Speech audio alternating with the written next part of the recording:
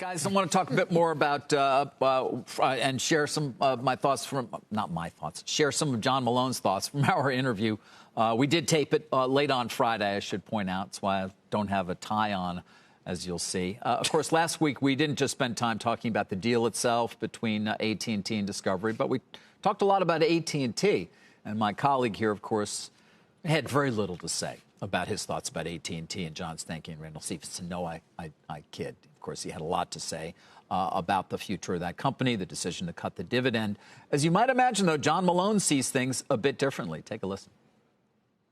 John Stankey showed a hell of a lot of courage in making this decision at this time, because he found himself really chasing two capital-intensive, very competitive rabbits.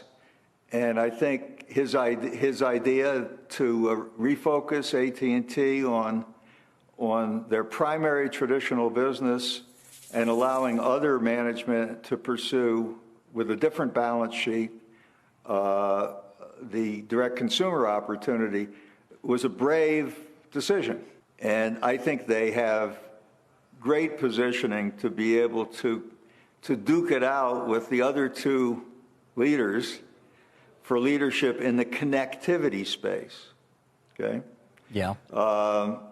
Wireless and wired. I mean, they're a formidable force, and he took, John Stankey had the fortitude to cut the dividend and refocus the company on competing and growing. It's a bold move. Connectivity. It's a bold move that he made. It's a bold move. Yeah.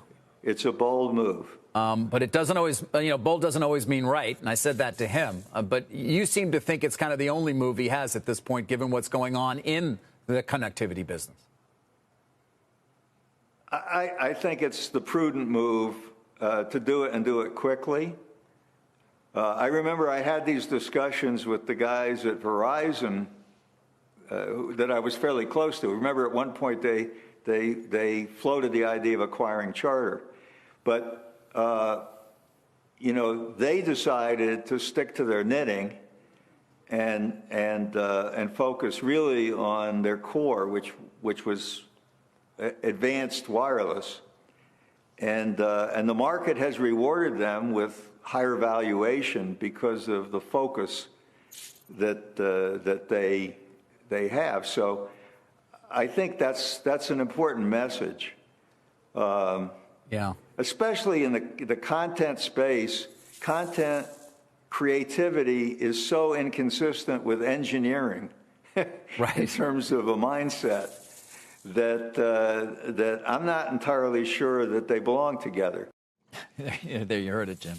Engineering and wireless, raising the same question that so many had initially when AT&T, of course, acquired. Right, but I never hear anything about Randall Stephenson and the huge package he got on the way out. Obviously, John Malone was completely discredited what he had done, putting these together. And I don't hear about how that Stankey seemed to be very satisfied with the model and came on and was telling everyone this is a really good plan and never indicated that the dividend might be at stake.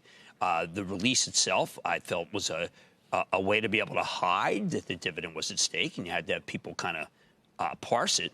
So I don't know, Carl. I mean, my take is that John Malone's very wealthy. He can afford to take a look at what's happened here and not be difficult, not judge harshly. But if you own AT&T and you owned it for the dividend, I think you can only reach two conclusions. One is John Stankey gave you a false sense of assurance, and the other is that Randall Stephenson was ill-advised in the way he handled the company. Shepard Smith here. Thanks for watching CNBC on YouTube.